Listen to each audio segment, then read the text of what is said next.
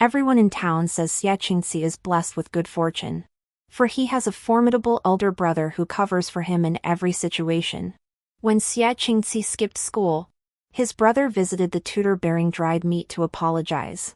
When Xiaqingxi evaded debts, his brother personally went to the gambling house to settle his accounts.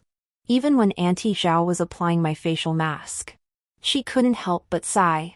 The eldest son excels in everything, but the second son is such a disappointment. If this marriage proposal were for the eldest son, Lord and Lady would be overjoyed. I cheerfully reassured Auntie Zhao, if the eldest son is so wonderful, the second son can't be too shabby either. Until today, to appease his childhood sweetheart, Xiaqingxi eloped, leaving me, the bride brought from afar, languishing in the wedding palanquin. As the auspicious hour passed, guests craned their necks, watching the spectacle and murmuring. They say marrying off a daughter is like looking up, while taking a wife is like looking down. Just wait for that Shen family girl to start wailing. Yet inside the palanquin, I neither wept nor protested. I merely lifted my fan, raised my eyes, and turned my head to observe eldest son with curiosity. Skipping school or dodging debts, those are one thing. But eloping? How will eldest son clean up his younger brother's mess? TSK. This Shen family daughter truly has a temperament of gold, not a tear or a fuss. Not that I'm without a temper myself. But I'm more curious, how will Dalian Xiaqingqi clean up Erling's mess this time? Watching the servants search everywhere in vain, the Xia parents grew restless with worry. After scouring the entire mansion, only Erling's personal attendant, Chun Ti, returned with a mournful face. He reported finding a divorce letter and a large scrap of paper in the study. The large paper bore only a few lines, yet they overflowed with contempt and disgust toward me. I, Xiaqingxi, will marry a wife who is beautiful and gentle, cheerful and good-natured. But the whole town is abuzz. This Shen girl from Wucheng is shrewish, stupid, and impossible to deal with. She's nowhere near as good as Gu. Ugh. I don't want her. The word ugh was written in thick, dark strokes, so bold it seemed to bleed through the paper, darker even than Xia's father's face. Furious, Xia's father cursed his son as a worthless brat, blaming Xia's mother for spoiling Erling and letting him bring shame upon the family. Mother Xia bowed her head, wiping tears with her handkerchief. Suddenly, she spotted eldest son Xiaqingqi, who was soothing the guests, and it was as if she'd seen a savior. Eldest son, what are we to do? Your younger brother has caused trouble again. As his elder brother, you must find a way to help him. The Xie family was in a panic, while the surrounding guests made cold remarks. Being sent back before even entering the family. That Shen girl must have some moral failing. Humph. Who cares about her morals? With this scandal, who would dare marry her now? I couldn't tell what the Xie family discussed behind closed doors. So long passed that I lifted my head and let out a quiet yawn inside the bridal sedan chair. Through tear-filled eyes, I saw the golden tassels veiling my face tremble slightly as the sedan door lifted a corner. It was Xiaqingqi. After 5 days of exhausting river travel to my distant marriage in Guangling, I was utterly weary. His words reached me only as a vague murmur. Xiaqingqi was filled with regret and remorse. He bowed first, apologizing softly on Erling's behalf. As he rose, he saw the tear in the corner of my eye and froze. He asked if I would consider remarrying him. If I didn't mind. His question left me troubled. If I agreed, it would seem I was too easily swayed. But if I refused, I'd have to endure another 5 days on the boat back home. Besides, on the day I left for my marriage, my parents wept bitterly for a long time. If I returned to marry again, wouldn't they suffer twice the heartbreak? And as Auntie Zhao often said, my parents always harbored some regret that I hadn't married Xia's eldest son, a man who was thorough in all matters and dependable. Whether to remarry or not, I couldn't make up my mind. But I knew the difference between making my parents grieve twice and making them happy twice. Only after sorting this out did I nod to step down from the sedan chair. Then I remembered Mother's parting words. A newlywed bride must carry herself with dignity and reserve. Only after 3 invitations and 3 refusals should you give a slight nod. I intended to act haughtily, to prevent them from easily manipulating me. But the sedan door lifted. The wedding robes didn't quite fit second brother. So Xia Qingqi before me stood stiff and awkward, looking uneasy and embarrassed. I couldn't help but chuckle behind my folding fan. All right. That laugh gave away my pretense. I set aside the fan covering my face and, suppressing my laughter, asked him earnestly, "Do you have a lady you fancy?" "No." "Then do you have any mistresses or childhood sweethearts?" "None whatsoever." Fearing I wouldn't believe him, Xia Qingqi added earnestly, "Nor will I ever have any." I thought for a moment and nodded. "Very well." Seeing me step quietly from the sedan chair, take the red ribbon, bow to heaven and earth, and kneel before my in-laws. The gathered guests murmured among themselves before gradually settling down, their mouths filled with blessings and well wishes. A few disapproving distant relatives of the Xie family pointed fingers and muttered unkind words. But an elderly patriarch of the Xie clan, twirling his beard, cheerfully interrupted. "Our eldest son is truly blessed. A daughter-in-law with such a gentle nature and understanding heart, my own grandson couldn't have asked for better. This thing called marriage, you see, may seem oddly matched to you. But for them, it's just right. Truth be told, it's not a perfect fit. Take the night before her wedding. For instance, my mother feared my gentle nature might make me an easy target. She held my hand by lamplight and shared her wisdom. Girls from Wuqing are noble. You know. You must carry yourself with the dignity of a bride. First, find fault with his learning or looks, say he's no match for his brothers. Then criticize their furnishings as tacky, their food as unpalatable. If they don't get angry and treat you with sincerity, only then should you open your heart to them. Understand?" I didn't quite grasp her meaning and asked curiously, "Mother, what is sincerity? How can I tell?" Mother jabbed my forehead with her finger and scolded me angrily, calling me a fool. "For us in business, sincerity means promissory notes and land deeds. Just learn it. That's how your mother handled your father." Father, sitting by the window, said nothing, only watching Mother with a smile. Seeing I still didn't grasp it, Mother sighed and called for Auntie Zhao to fetch the ledger. She made me memorize the words to criticize Xie Qingxi on our wedding night. Say he's no match for his elder brother. Eldest brother is steady and humble, with the skill to manage the Xie family's salt shops. Say his gardens are lavish yet lacking in refinement, truly vulgar, barely tolerable to live in. Flipping through the book about Xie Qingxi, I spotted several of his beautiful paintings and whispered in protest. Mother's wrong, second brother isn't bad either. As she compared eldest brother and second brother, Mother's frown deepened. But Grandma Zhao tried her best to comfort her. Our eldest daughter is beautiful and gentle, always smiling with such a sweet temper. Who wouldn't be charmed by her? Unless they were a monk who'd shaved his head. Besides, Master Xie and Madame Xie favor second young master.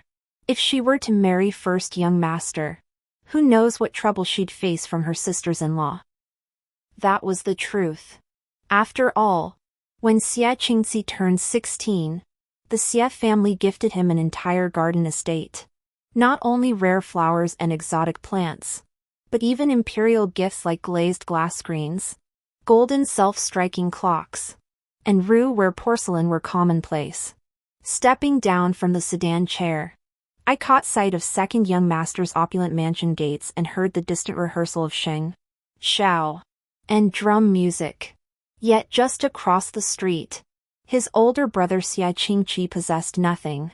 His mansion was vast yet utterly empty, desolate and devoid of any semblance of a home. The courtyard held no flowers. The hearth no fire. And the bed lacked even soft, thick bedding. Seeing this, my heart gave a sudden, sharp thud. Oh no! Earlier, I'd been too preoccupied with laughing at Xia Qingqi in his undergarments. Now, seated within the old gauze canopy, I suddenly remembered, Mother only taught me how to humiliate second brother. She never taught me how to belittle Xia Qingqi. Before I could ponder further, Xia Qingqi lifted the veil and offered me a cup of wedding wine. Seeing my hand lingered, he assumed I had second thoughts. After a moment's silence, he produced a small box and placed it before me. Miss Shin, if you regret this, consider me merely standing in for Qingxi at the altar. Our marriage is null and void. My family and I have wronged you. Beyond this, I'll do everything in my power to make amends. The box opened to reveal a stack of property deeds and silver notes, the true heart Mother had spoken of. Xia Qingqi, this is where you've broken the rules. You should have let me pick your faults first. Then presented this box of sincerity. Holding that box of sincerity, I hadn't even begun to explain. Outside the courtyard, officers arrived summoning Xia Qingqi to Pingcheng to assist in investigating a salt tax case. Erling's servant, Chun Cha, stood outside the gate with a mournful expression. Young master. It's the second young master who caused trouble again. Fearing relentless official pursuit, Father and Mother claimed it was your fault. Father said if you haven't settled matters by year's end, don't come home, lest you anger the emperor's heart. Hearing this, I felt deeply unjust for Xia Qingqi. What biased parents! Why does second son live in the garden while first son dwells in an empty courtyard? Why must first son bear the blame for second son's mistakes? Yet Xia Qingqi seemed long accustomed to his parents' favoritism. His face showed no sorrow, he merely replied indifferently. I understand. The small wooden box on my lap felt heavy, pressing down on my heart. Oh, right. I almost forgot to mention it.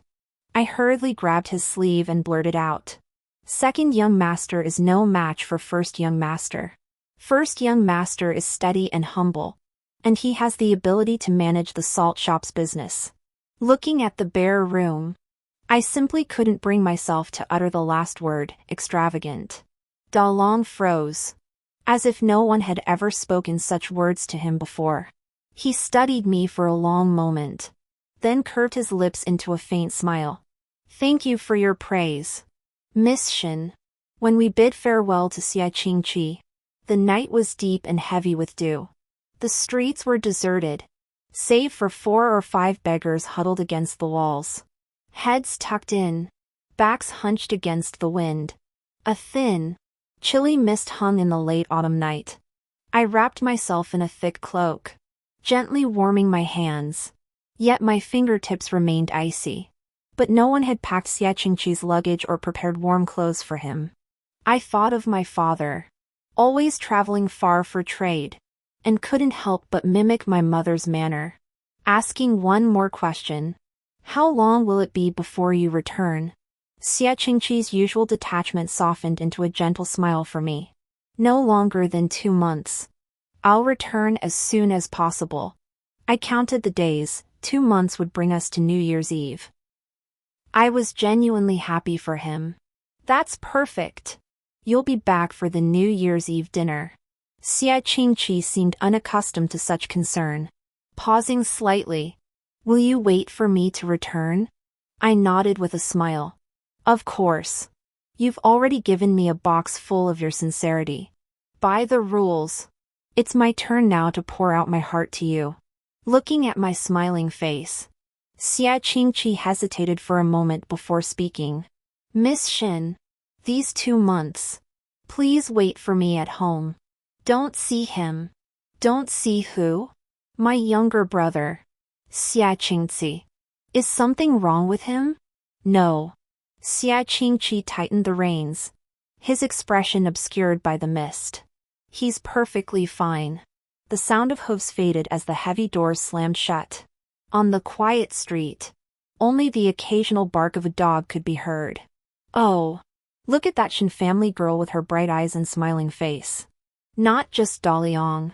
Even I wouldn't want to leave if I saw her. See how that girl smiles from inside the bridal palanquin?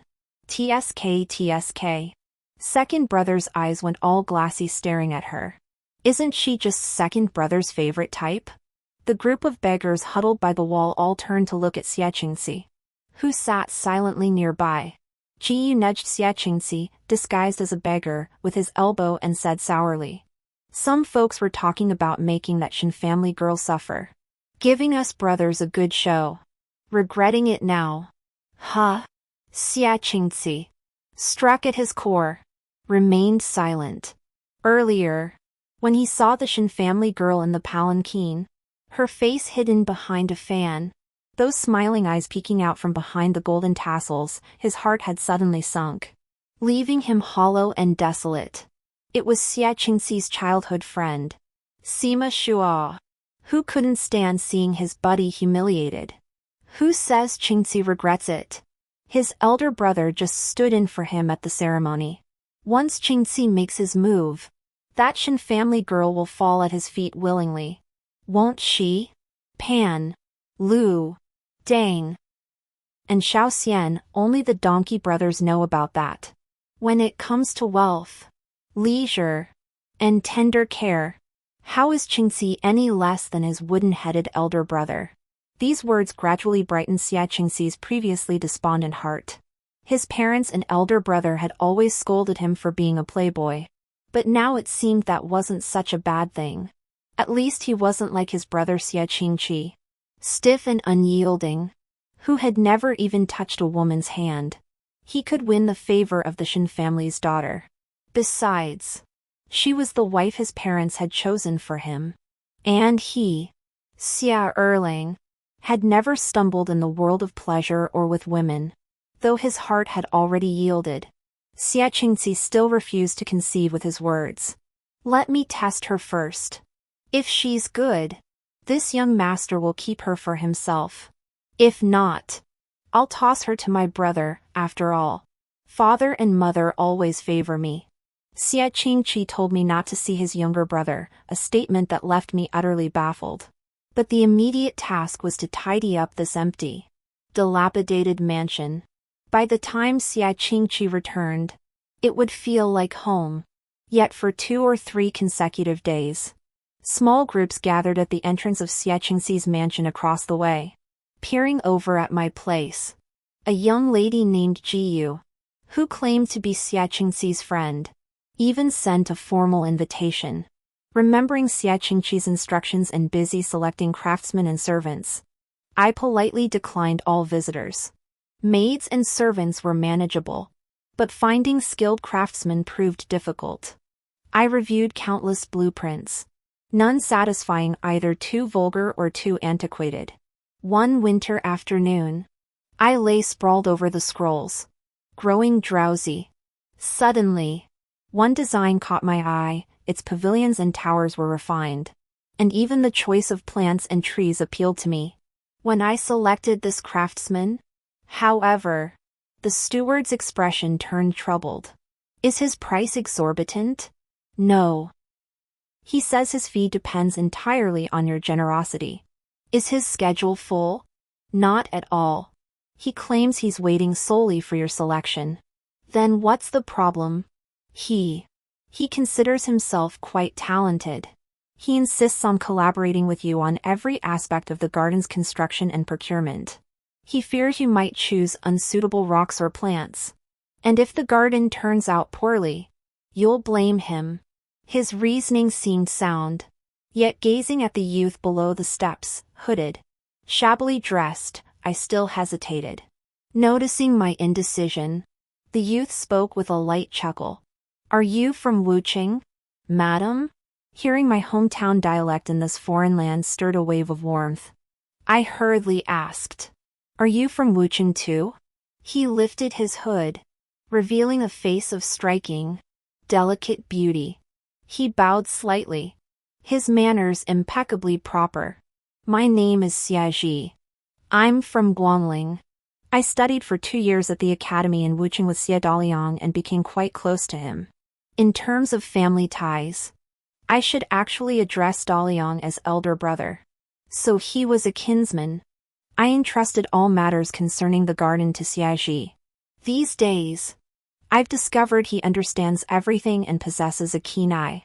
Whether it's antique paintings and calligraphy that are deliberately aged to deceive buyers, or inferior plants, bricks, and tiles passed off as high-quality goods, he would simply sip his tea without a word, and the shop assistants would sheepishly, red-faced, pack away the substandard merchandise. On the way back, counting a stack of orders, I couldn't hide my admiration for Xiaoji. Xiaoji, you're so impressive. I was ready to pay. But one look from you, and they dared not deceive me. What kind of skill is that? If that isn't skill, then what is? Xiaoji seemed to recall someone, chuckling wryly. Skill lies in managing a household like Daliang, or in pursuing scholarly honors. But to me, reading countless books is just as formidable as how you instantly discern the wood's true nature. I gazed at Xiaoji with admiration, truly impressed by his skill. The steward said your wages are up to my discretion, but I think you deserve the highest. My praise made Xiaoji's lips curve like a proud peacock. What's that? When it comes to jewels, silks, ancient texts, or calligraphy, I'm even more skilled. As we passed a cloth shop, I pulled Xiaoji aside. Teach me to pick some fine fabrics. I'm sending winter clothes to Dalong. Seeing me clutching 4 or 5 bolts, Xiaoji took them from me, his tone tinged with envy. Dalong is truly blessed. I've never heard of anyone freezing to death in Pengcheng. Why buy so much? When I held a piece of moon-white silk up to him, Xiaoji turned his head away in displeasure. Dark colors suit Daliang best. You needn't compare his appearance to mine.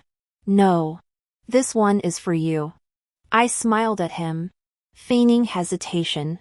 But then again, I don't recall anyone freezing to death in Guangling either. Perhaps we should just forget it. Xiaoji froze, then suddenly clutched the silk tightly to his chest like a stubborn child. It's bitterly cold this year, poor craftsman might freeze to death. Seeing my smile, he grinned sheepishly. As dusk settled, a cold rain fell outside. The inn's glowing red lanterns shimmered through the mist, radiating warmth. A steaming hot pot arrived, and the innkeeper brought an unordered pot of hot wine and salted goose. That young lady sent these to you. I turned to look. The young lady smiled, came over warmly to link her arm through mine, and shot Xiaoji a glance. My sister-in-law turned me away at the door and doesn't even recognize me? She was Xia Qingxi's childhood sweetheart. Gu. Seeing my apology, Gu didn't seem bothered, only gazing meaningfully at Xiaoji. Sister-in-law, you should be careful. Some of the Xia family's young men are good-for-nothings, always scheming to cheat and swindle. Gu's words drew laughter and teasing from the young men seated with her. Noticing their veiled insults and lack of courtesy towards Xiaoji, I immediately stiffened and slammed down my chopsticks. I don't know who you're referring to, but Xiaoji is not that sort of person. He's sincere and highly skilled. Please refrain from such remarks. Miss G. Seeing my fierce anger, the youths at the table whispered among themselves. Weird. Didn't they say this Shin family girl had no temper? Damn it. Doesn't he hate temperamental girls the most? And he's not even leaving? Xiaoji gently tugged my sleeve, placing a slice of salted goose into my bowl and urging me not to be angry. Their salted goose and wine are renowned delicacies of Guangling. Try some. Who needs her salted goose? I snapped, glaring at Xiaoji. I won't eat. And you can't either. Xiaoji paused, then set down his chopsticks with a smile. Fine. I won't eat. I'll be angry with you. The carriage rocked and swayed as rain threads drifted in through the window. Xiaoji kept trying to placate me. Anger harms the body. If you ruin your health over someone like me, it's not worth it. Strange. Really. You weren't angry when Siaer abandoned you on his wedding night. Nor when that unscrupulous merchant cheated you. Why get so furious over me out of nowhere? The more I thought about it, the more sorry I felt for Siaji. Because you're so good. I couldn't let them speak of you that way.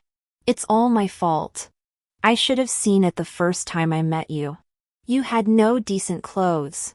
No place to stay. And were bullied and ostracized by these people. So you couldn't find work to support yourself. Siaji. All these years alone. Have you had a hard time? Siaji didn't speak. Just stared at me blankly for a very, very long time. So long that raindrops wet his shoulders. Yet he remained utterly unaware. When I leaned closer to examine his complexion, Siaji turned his head away. His face flushing crimson like a drunken shrimp.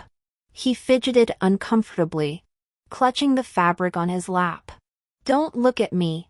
I think I'm sick. And it seems pretty bad. This is deadly. He truly was quite ill, wrapped in a thick cloak, clutching a bowl of ginger soup, and sneezing incessantly. His side room held only thin bedding. I fetched a sturdy fox fur robe to cover him, dreading his condition worsening. Rain pattered beneath the eaves. Winter's chill seeping deep into one's bones. Outside the courtyard stood the magnolia transplanted just days ago, but it remained bare and leafless. It wouldn't be a sight to behold until spring arrived. Inside, a small stove held a pot of warming ginger tea. The crimson glow of the fire cast shadows across Yeji's face, half his expression hidden in the darkness. It's a good thing it was me who got soaked in the rain and fell ill today, not Daliang. Otherwise, the mistress would have worried. His words sounded odd. I nodded. Yes. Thank goodness Daliang isn't ill. It must be snowing in Pengcheng now. I wonder if he's bundled up. Hearing my words, Xiaji grew angry for some reason, setting his ginger soup bowl on the table and refusing to drink it. I thought it must be the ginger, too spicy. Xiaji, sulking over the ginger soup, pulled the thin quilt over her head and blurted out without warning. Actually, when Xia Erling ran away from the wedding that day, you must have been glad you didn't have to marry him, right? After all, everyone says Erling is no good. Good for nothing. Not as capable as his older brother. This worked out perfectly. Now you could marry his brother. Holding the ginger soup, I thought for a moment and replied earnestly. That's not how it is. The matchmaker originally spoke of the eldest son, praising his brilliance and capability, while saying the second son was spoiled by his family into being useless. But after seeing the second son's sketchbook, I found him rather wonderful. His paintings were superb, and he tended the garden with such elegance. I'm not particularly ambitious myself. I thought with the eldest son managing the Xia household, the second son and I could live a carefree life. But I never imagined he'd hear some rumor and start hating me. Xiaji suddenly poked her head out from the fox fur, her eyes bright and urgent as she stared at me. Do you truly think he's good? Yes. What if Erling returns and says he still wants? No. My refusal made Xiaji's sparkling eyes dim for a moment before he pressed. What if? What if eldest son changes his heart? If he changes his heart, I'll sell his true feelings and take the money back to Wucheng. I won't lose out. Seeing my silence, Xiaji's gaze grew subtle. Just then, a maid announced outside that a letter from Xia Qingqi had arrived. It said he'd already written to his in-laws, telling them not to worry.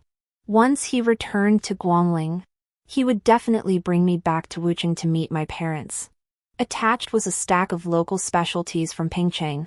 I happily handed the letter to Xiaji, but he only sneered coldly, refusing to take it. Xiaji, is there anything new in Guangling worth telling my elder brother? A thought occurred to Xiaji, and he smiled pleasantly. Well, the The garden has been beautifully landscaped, naturally. I must share this with Brother Xia. The lady addressed me as Aji in her letter. So Brother Xia will know it's me. Outside the curtain, a winter rain fell all night, pattering softly. Xia Qingxi thought he should write to his elder brother about Guangling's novelties too. Like how the young lady of the Shen household was close to him, she called him Qingqi but used his childhood nickname, Aji. Like how he'd received a garment, likely hand-sewn by the Shen girl herself, stitched with such fine care for fear he'd catch cold. Like when he fell ill, she carefully sliced ginger.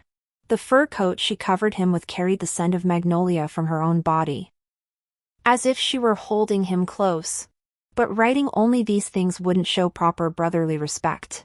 He should also offer a bit of his true feelings. Brother, the truth is, all these years I've been jealous of you. I've envied how you handle everything with such grace and precision.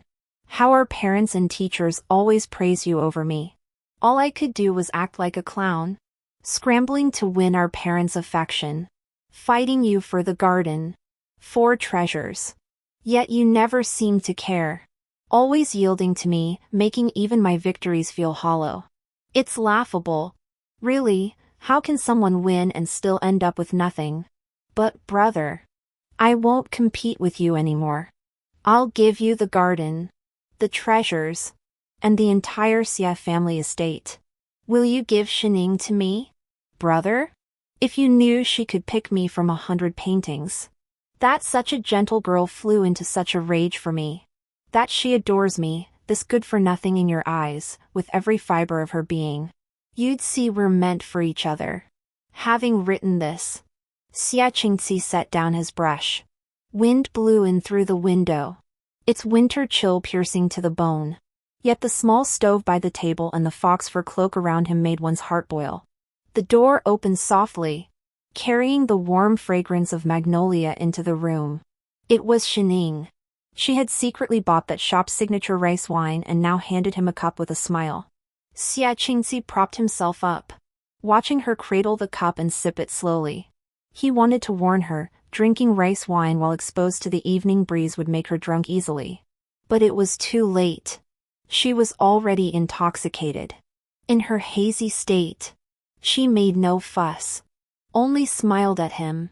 Whatever he said, she nodded and agreed. Do you really think Erlang is good? Yes. If I ever lied to you, would you promise not to be angry? Yes. If Erlang returned and said he still wished to marry, that's fine. Her dazed murmur struck his heart like thunder. Seeing his face flush intensely, she leaned closer in confusion, pressing her forehead against his as if that weren't enough. Xia Qingxi dared not move.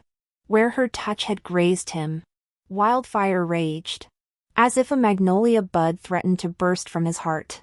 When snow crashed down from the eaves, magnolias bloomed gracefully outside the window. Early summer birds stole cherries, autumn mountain creatures sipped clear springs. When Xia Qingxi awoke with a pounding headache and sore throat, outside the window, bare magnolia branches stood lonely, still in the biting winter. The hearth fire had long died. No warm wine remained, only a pot of cold ginger soup. He touched the fox fur beneath him and chuckled hoarsely. He truly was gravely ill. To imagine plucking a branch of spring in the dead of winter. When Xia Qingqi left home, autumn rains still vexed the air. Upon his return to Guangling, snow blanketed the land. These past 2 months, it felt as though he'd never stepped outside. For the young lady of the Shen household sent letters home, sent winter clothes, sent every little trinket she deemed novel. Red bean cakes, chestnut buns, candied crab salted crackers, she even sent a long-necked Guangling goose. Even Lord Lin, the transport official traveling with him, couldn't help but tease. His Majesty has arranged so many noble brides for you. Yet you refuse them all. If they knew you'd married such a gluttonous wife, they'd surely regret not eating a few more bites of sweet cheese at the palace banquet.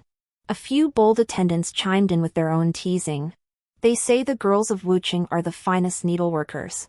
embroidering 10 different flowers onto a single handkerchief. How come our master Xia ended up with such a careless wife, whose winter sleeves let the wind blow right through? Xia Qingqi ran his fingers over the coarse stitches of his winter robe, unable to resist defending her. I asked for it this way. If it were sewn more finely, it would be too hot. Besides, I didn't marry her to have her do needlework for me. A cold moon hung high, casting its light upon the Guangling ferry. A drunken merchant, his tongue loosened by drink, spoke without restraint. Serving in-laws, managing the household, washing feet, sleeping, bearing children, what else is a wife for? Or should she be some celestial maiden, worshipped by stars and moon? Xia Qingqi leaned against the railing, drinking in silence as he watched the moon over the lake. Their words struck his heart. He was accustomed to his parents' favoritism, accustomed to cleaning up his younger brother's messes. He'd assumed the bride in the wedding sedan chair would be as troublesome as the gamblers at the casino. But behind the fan, her eyes sparkled with laughter, and he felt as if a celestial maiden had graced him with her favor. She said she'd wait for him to return for the new year. She said the house had been filled with new things, finally feeling like a home. This was the first time he'd counted the days since leaving home, longing to return. Seeing him drink in silence, Magistrate Lin gave Xia Qingqi's shoulder a hard thump. What's wrong? You were the one burning the midnight oil, desperate to come back. Now you're the one refusing to disembark. Brother Qingqi, is it that the nearer home, the greater the fear? No. Before returning to Guangling, he'd received a painting she'd sent. It depicted the home he'd longed to return to. The painting was by his younger brother, Xia Qingqi. He recognized it instantly. In her letter, she mentioned her brother Qingqi, affectionately calling him by his childhood nickname, Ag. Ag is amazing at painting gardens. Ag has the best eye for choosing tools. Ag knows which pastry shop has the tastiest treats. This was followed by a letter from Xia Qingqi. Every word a boast. Her needlework was meticulous. She had chosen him from the start. Finally came the parents' letter. Yet it did not inquire after his well-being or whether he had grown accustomed to the food. They only said with difficulty, "Your younger brother is very fond of that girl from the Shin family. Besides, you were only meant to stand in for him at the wedding ceremony. It was because you saw her crying pitifully that you changed your mind on your own. Shall we return her to your younger brother now? Would that be acceptable?" No. But what could he do? She thought Aji was better than him. Looking back now, the earnest question at the end of her final letter home, when will my eldest son return home? Perhaps it was just polite talk. No one in Guangling was waiting for him to return. Family reunions. Heavy snow across the river. Half a pot of bitter wine. He dared not return to see the garden his brother and she had built together. Perhaps she was reunited with her brother now, laughing with her parents over the New Year's Eve feast. The whole family in perfect harmony. Xia Qingqi thought. Let it be. Let this moment linger just before the illusion of joy is shattered. After all, even false joy is still joy.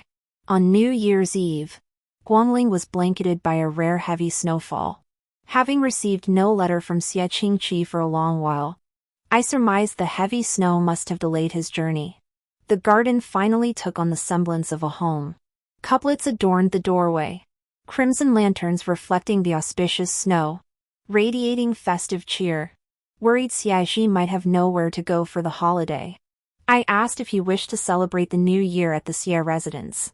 After all, we share the same clan. I'll buy some gifts, you can say you're visiting your elders. It wouldn't do for everyone to be reunited during the new year while you have nowhere to go and go hungry. Seeing the gifts I'd prepared for him, Xiaoxi tentatively asked, if I've been hiding something from you, please don't be angry with me, okay? A hint of wariness stirred in me as I studied him.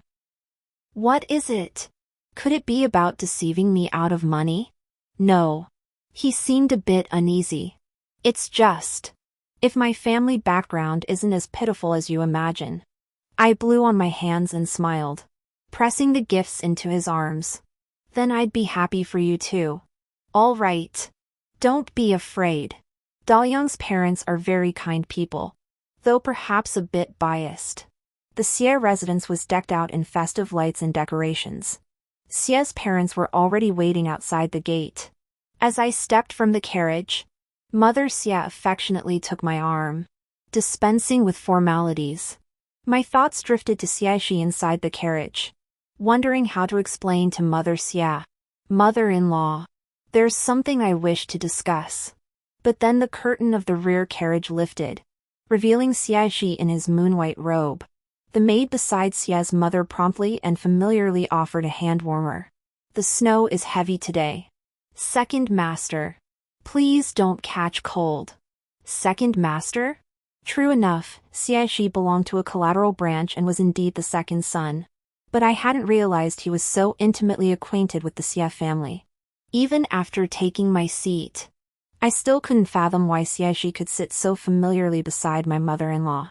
But the mother-in-law personally poured cups of hot wine for Xie and me. Here, children, drink a cup of wine to warm yourselves first. Seeing us finish, she pulled our hands toward her with satisfaction, placing them together tenderly. Good, good, good.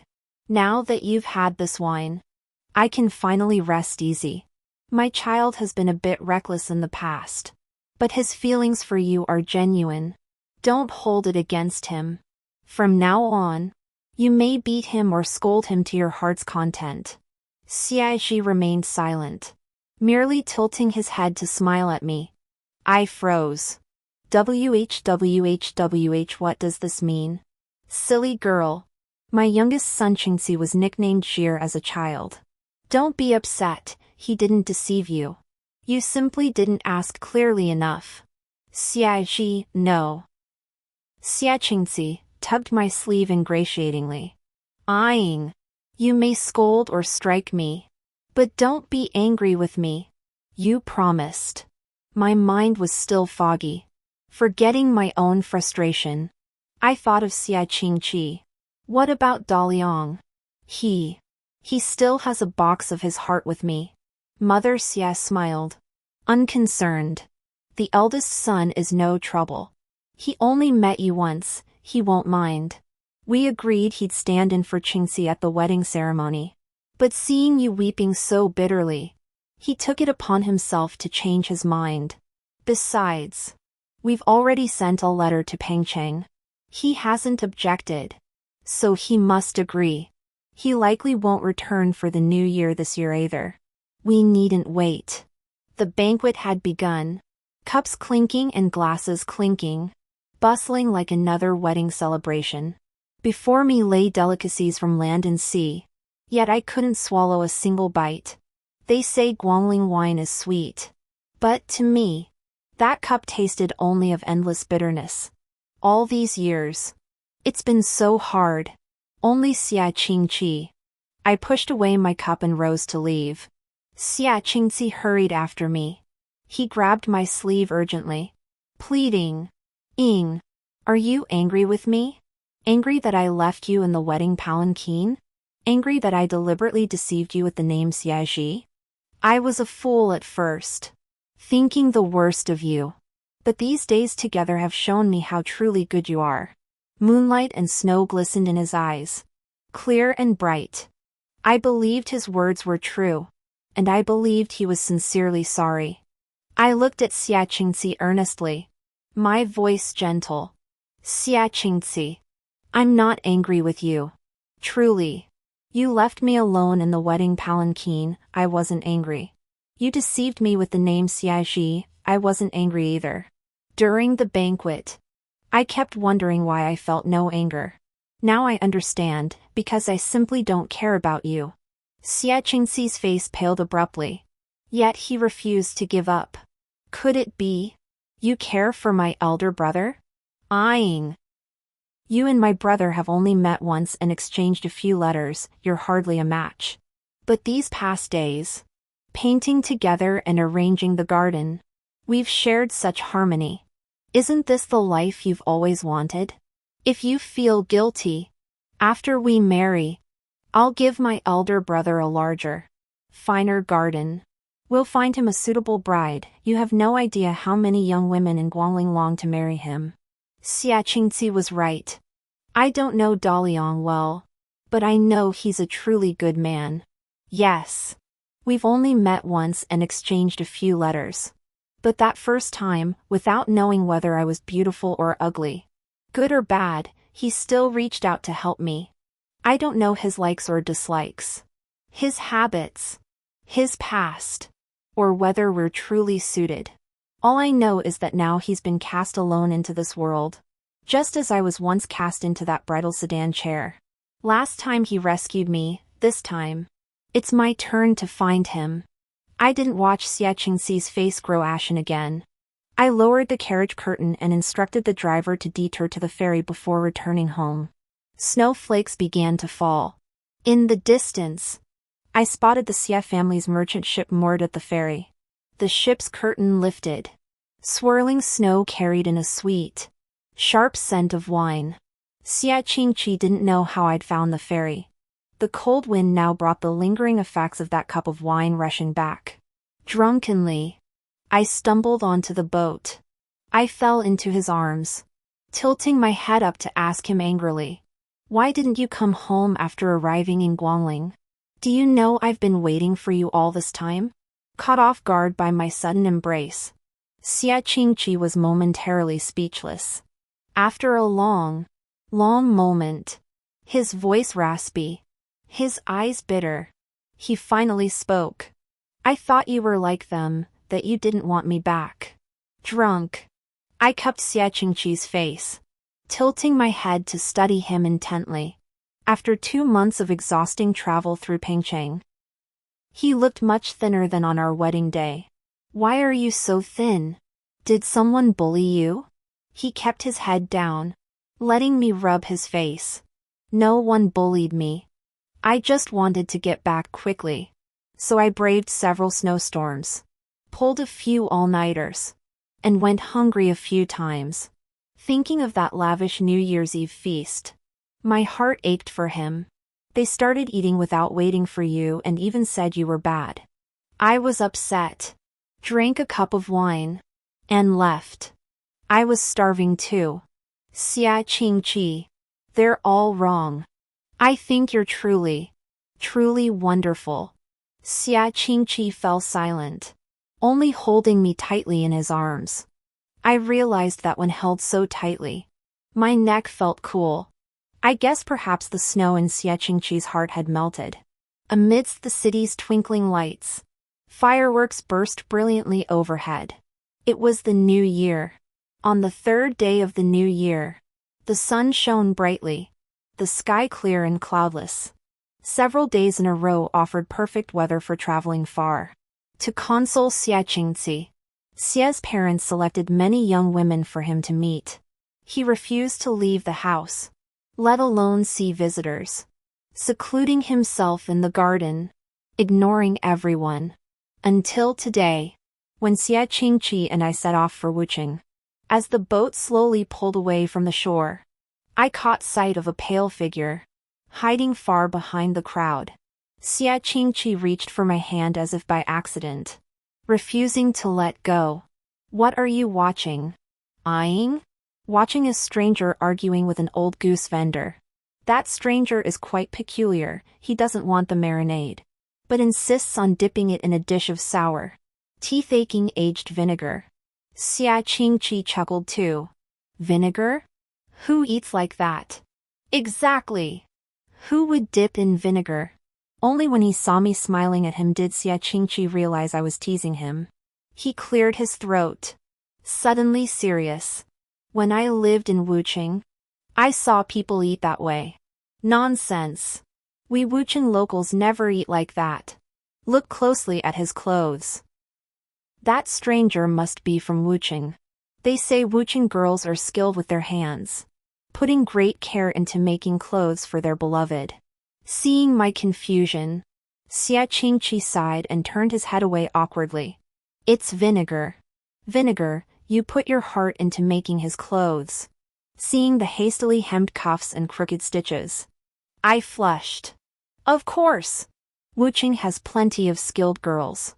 You're the lucky one, you married the only clumsy one. With that, Xia Qingqi understood, the clothes on Erling weren't mine. But he wouldn't let it go. And you knit him a fox fur coat to keep him warm. What's that? I've even wrapped cats and dogs in fox fur during rainstorms. Most of all, you call him Ji, but only call me Qingqi. I tiptoed to whisper in his ear, smiling as I asked. Then what should I call you? Daliang? Achi? Or perhaps my husband? The wind on the boat was fierce, making even sweet words sound like whispers. Xia Qingqi froze, urgently grabbing my wrist. Eyeing. Say that again. But I just said so many things, which one do you want to hear? Xia Qingqi? That I'll learn tailoring from mother to make you a perfectly fitting wedding robe. That I'll ask father to teach you 2 taels of silver for private lessons isn't too much. Or that this match was fate itself, perfectly timed. Destined for us to grow old together. The end.